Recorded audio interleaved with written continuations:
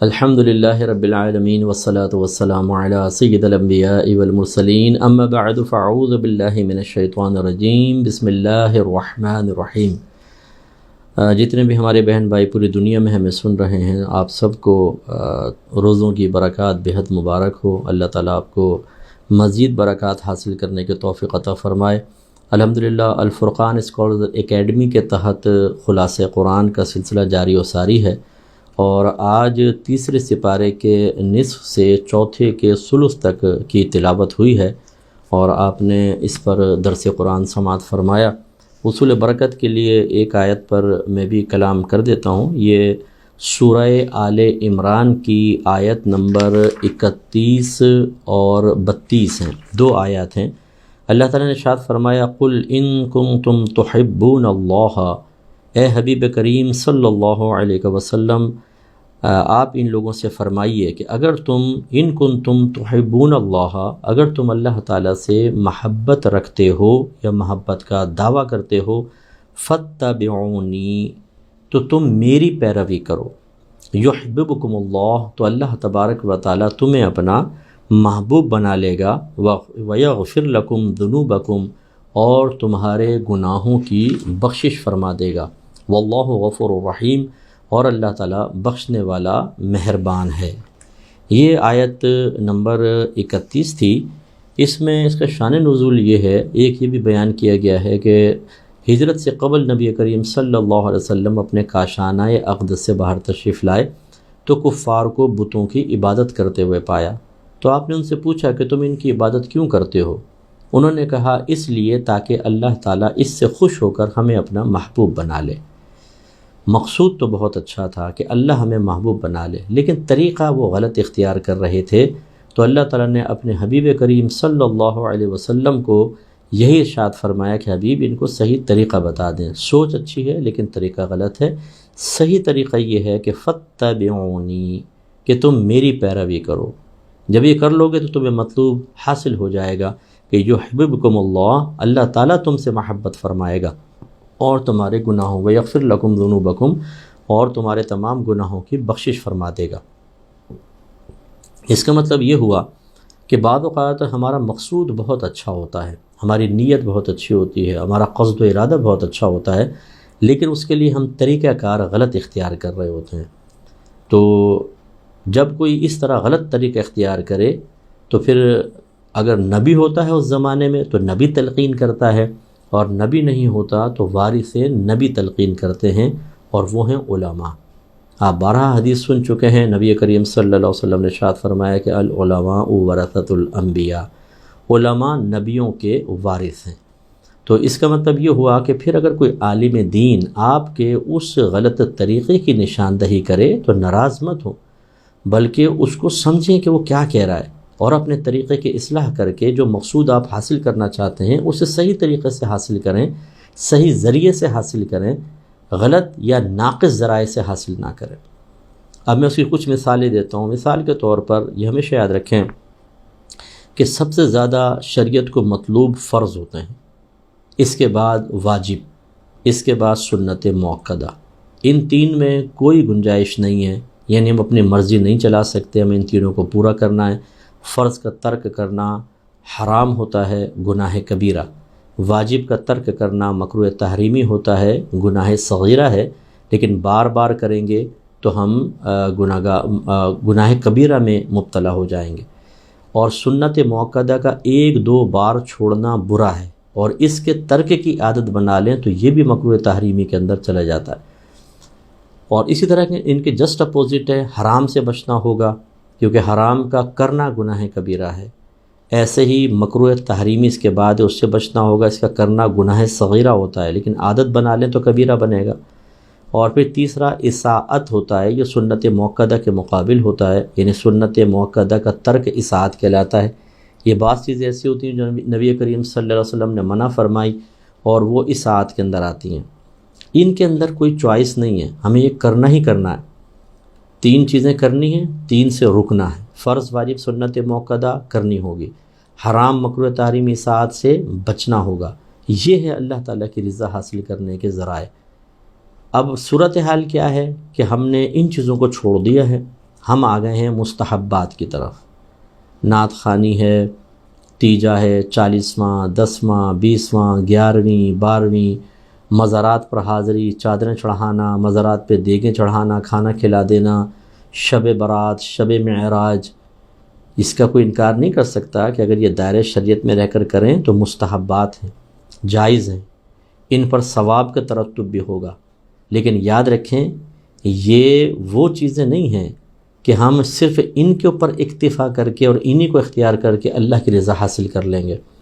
چنانچہ اگر کوئی ایک شخص فرض کر نہیں رہا پورا، ان کو کر رہا ہے، نہ واجب پورا کرتا ہے، نہ سنت موقدہ پورا کرتا ہے، ان کاموں میں لگا ہوا ہے، اس طرح حرام کا ارتکاب رات دن ہو رہا ہے، مکروہ تحریمی ہو رہا ہے، اطاعت کر رہے ہیں، لیکن مستحبات میں لگے ہوئے ہیں، اور پھر کوئی کہے کہ یار تم یہ کر لو، کہ نہیں ہم تو اس لیے کر رہے ہیں اللہ ہم سے راضی ہو جائے، رسول راضی ہو جائیں، تو پھر میں یہ تو نہیں کہوں گا کہ یہ تو کفار کے بارے میں تھا، لیکن اسی کی مثل ایک تقریباً چیز بن جائے گی کہ جس چیز سے اللہ کی رضا حاصل ہونی تھی اس کو اختیار نہیں کر رہے، اور جو صرف ایک وسیلہ اور ذریعہ تھوڑے سے درجات کی بلندی کا تھا، نیکیوں میں اضافے کا تھا، اس کو اختیار کر لیا۔ یہ بالکل یوں بھی آپ سمجھ سکتے ہیں، بلا تمثیل کر لیں چلیں، آپ یوں سمجھ سکتے ہیں کہ آدمی کینسر کا مریض ہو، آپریشن کی ضرورت ہے، اور وہ بادام پستے کھا رہا ہو تاکہ میرا دماغ تیز ہو جائے، اور اس کو سمجھائیں کہ آپ آپریشن کروا لیں تو وہ کہہ کہ کھا رہا ہوں نا بادام پستے۔ تو یہ مطلب سمجھنا چاہیے۔ اب ہماری قوم گھروں میں دیکھیں نمازیں نہیں ہوں گی، کوئی نمازیں نہیں، قرآن پاک سالہ سال نہیں کھلا ہے، اگر کھلا بھی ہے تو عربی عبارت پڑھ رہے، نہ ترجمہ نہ تفسیر، اور حدیث کی کتابیں تو ہمارے گھروں میں ملیں گی نہیں۔ عشق رسول اتنا زبردست ہے کہ نبی کریم کی سیرت کی کتاب کسی گھر کے اندر آپ کو شاید ہی بہت کم گھروں کے اندر ملے گی، اور شاید ہی کسی نے نبی کریم کی پوری سیرت پاک کبھی پڑھی ہو۔ یہ ان میں ہم بالکل دور ہیں، لیکن ہمارے گھروں میں 11ویں نیاز، 12ویں اور مزارات پہ حاضری، ان کا بڑا اہتمام ہے۔ تو میں پھر دہرا دیتا ہوں، ان کو ہم ناجائز نہیں سمجھتے، بالکل جائز ہیں، لیکن جو پہلے ضروری تھا اس کو تو کریں۔ اب آپ اپنے لیے غور کر لیں، آپ کی زوجہ نہ آپ کے لیے کھانا بنائے، نہ آپ کے کپڑے استری کرے، نہ بچے سنبھالے، نہ ڈسٹنگ کرے، اور پھر وہ آ کر کہے کہ چلو جی میں تھوڑی سی آپ کی چادر تھوڑی سیٹ کر دیتی ہوں بستر کی خالی، یا آپ کے کپڑے اٹھا کے بس آپ کو دے پکڑا دے، بس اتنا کام کرے، کیا آپ اس سے راضی ہوں گے؟ حالانکہ وہ آپ کی چلو چادر اس نے ٹھیک کی ہے، آپ کو کپڑے لا کے پکڑا دیے، جوتے جگہ پہ رکھ دیے، لیکن اس سے بڑے کام وہ نہیں کر رہی ہے، آپ اس سے راضی ہو جائیں گے؟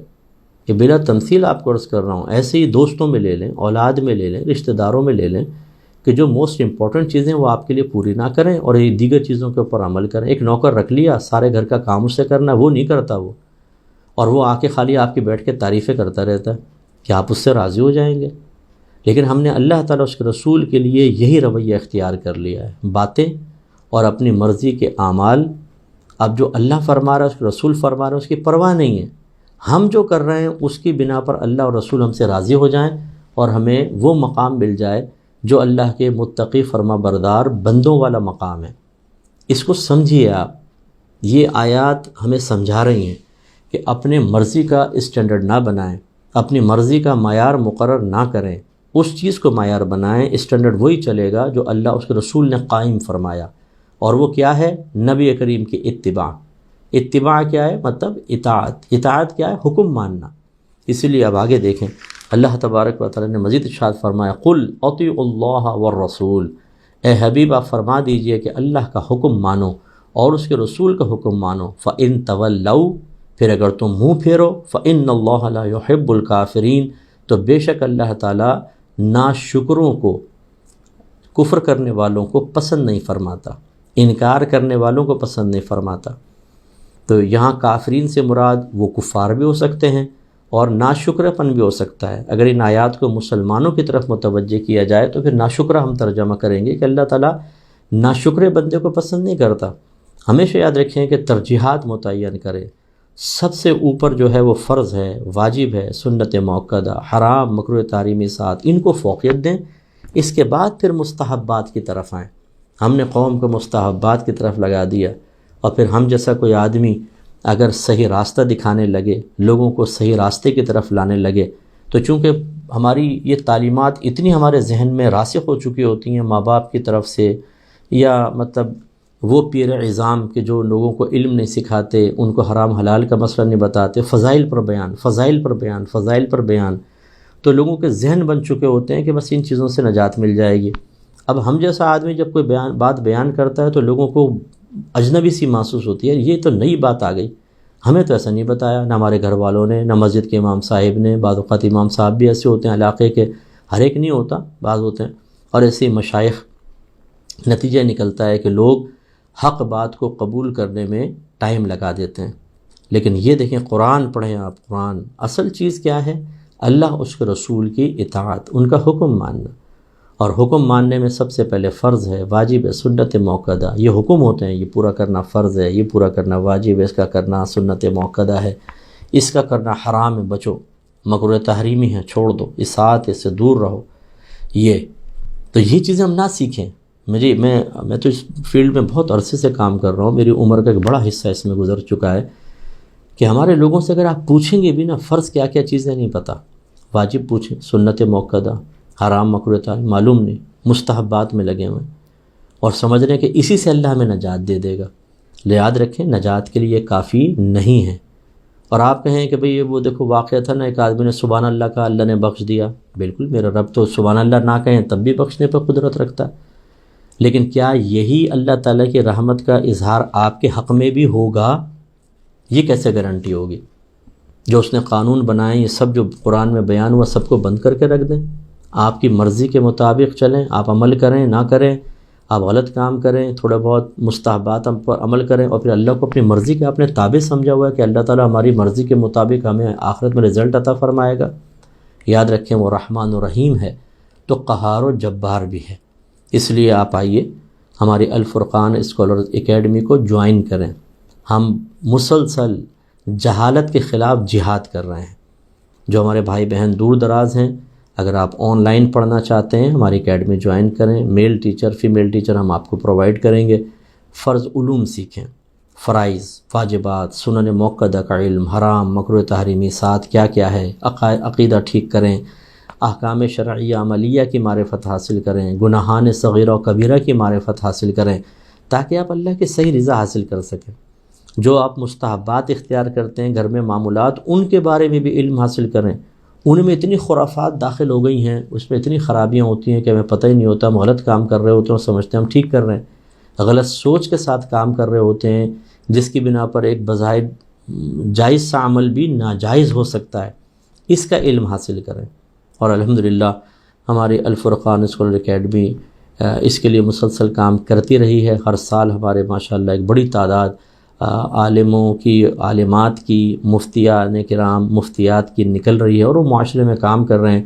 ابھی الحمدللہ ہم نے ایک بڑی جگہ بھی ارینج کی ہے، اور ہم ایک بڑا پروجیکٹ پہ کام کر رہے ہیں۔ انشاءاللہ ایک بڑی ہماری یونیورسٹی بنے گی، ایک بڑا ادارہ بنے گا، جس میں انشاءاللہ پوری دنیا سے لوگ مزید فیضیاب ہوں گے۔ آپ اس کے لیے بھی ذہن بنائیں۔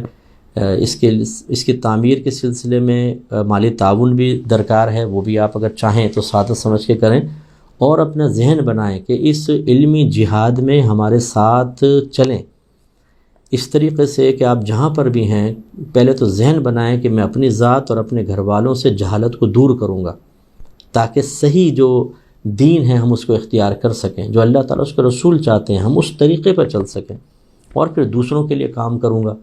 تو یہ الفرقان اسکالرز اکیڈمی اسی کے لیے کام کر رہی ہے۔ آپ میرا جو بیان سنیں گے انشاءاللہ وہ علم کی فضیلت سے خالی نہیں ہوگا، اس لیے کہ کم و بیش 1,24,000 انبیاء علیہ السلام اسی لیے دنیا میں تشریف لائے کہ وہ جہالت کا خاتمہ کریں اور علم کو عام کریں، کہ علم ہی روشنی دیتا ہے اور ہمیں ہدایت دیتا ہے اور اللہ کے قریب کرتا ہے۔ دعا ہے کہ اللہ تعالی ہمیں عمل کی توفیق عطا فرمائے۔ وآخر دعوانا ان الحمدللہ رب العالمین۔ دعا کر لیتے ہیں۔ بسم اللہ الرحمن الرحیم، الحمدللہ رب العالمین، والصلاة والسلام علی سید الانبیاء والمرسلین، یا ارحم الراحمین یا ارحم الراحمین یا ارحم الراحمین۔ اے مالک و مولا، ہم سب کا اس درس قرآن میں شرکت کرنا اپنی بارگاہ ہمیں قبول و منظور فرما لے۔ اے اللہ تعالی ہم سب پر اپنے خصوصی رحمتیں، برکتیں نازل فرما۔ پاک پروردگار ہمیں عبادات پر استقامت عطا فرما، ہمیں با جماعت نماز ادا کرنے کے توفیق عطا فرما، ہماری بہنوں کو نمازی بنا دے، خصوصاً رمضان میں 5 وقت نماز با جماعت اور تراویح ادا کرنے کے توفیق عطا فرما۔ اے اللہ تعالیٰ پوری ہمت کے ساتھ پورے روزے رکھنے کی توفیق عطا فرما۔ اے مالک مولا ہم میں جتنے بے روزگار ہیں سب کو روزگار عطا فرما دے، جتنے بیمار ہیں انہیں شفائے کاملہ عطا فرما، تمام بے اولادوں کو نیک اور صالح اولادیں عطا فرما، جو صاحب اولاد ہیں ان کے اولادوں کو نیک پرہیزگار متقی، اپنے والدین کی آنکھوں کی ٹھنڈک اور بہت بڑا ثواب جاریہ بنا دے، جن گھروں میں جوان بہنیں بیٹیاں موجود ہیں ان کے اچھے رشتے دلوا دے، جن پہ قرضے ہیں ان کے قرض دور فرما دے۔ مالک مولا جو بیمار ہیں انہیں شفائے کاملہ عطا فرما، جب تک بیماری تیری مصلحت کی بنا پر ان کے ساتھ رہے صبر جمیل کی توفیق عطا فرما، اس صبر جمیل پہ اجر عظیم عطا فرما دے۔ مالک مولا جو ان کی تیمارداری پر مقرر ہیں انہیں صبر اور تحمل سے تیمارداری کر کے مکمل ثواب حاصل کرنے کی توفیق عطا فرما، جھنجھلاہٹ، چڑچڑاپن، ڈانٹنا، ڈپٹنا، اپنی جان چھڑانے کی کوشش کرنا، ان ذرائع کے ذریعے اپنے ثواب کو ضائع کرنے سے بچنے کی توفیق عطا فرما۔ مالک مولا جن گھروں میں جوان بہنیں بیٹیاں موجود ہیں ان کے اچھے رشتے دلوا دے، جن پہ قرضے ہیں ان کے قرض دور فرما دے، جو بیجا مقدمات میں گرفتار ہیں نجات عطا فرما، جو بے قصور جیلوں میں بند ہیں اللہ تعالیٰ رہائی کی کوئی سبیل بنا دے۔ مالک مولا ہم سب کو جنت الفردوس میں اپنے حبیب کریم صلی اللہ علیہ وسلم کا پڑوس نصیب فرمانا۔ ہماری آرمی کے لیے دعا کریں اللہ تعالیٰ، اور ہمارے پولیس والوں بھائیوں کے لیے دعا کریں، جو بھی سیکورٹی کے ادارے ہیں چاہے وہ سامنے ظاہر ہو کر رہے ہیں ہمارے ملک کی حفاظت یا پوشیدہ رہ کر رہے ہیں، اللہ تعالیٰ غیب سے ان کی مدد فرما، ان کی حفاظت فرما۔ جو اس راہ میں شہید ہو گئے ان کو جنت میں اعلیٰ مقام عطا فرما، ان کے متعلقین کو صبر جمیل کی توفیق عطا فرما۔ اے اللہ تعالیٰ ہمیں اپنے آرمی سے محبت رکھنے کی توفیق عطا فرما، آمین۔ ان اللہ وملائکتہ یصلون علی النبی یا ایھا الذین آمنوا صلوا علیہ وسلموا تسلیما۔ اللہم صل علی سیدنا ومولانا محمد وعلی آل سیدنا ومولانا محمد وآلہ وبارک وسلم۔ سبحان ربک رب العزة عما یصفون وسلام علی المرسلین والحمد للہ رب العالمین۔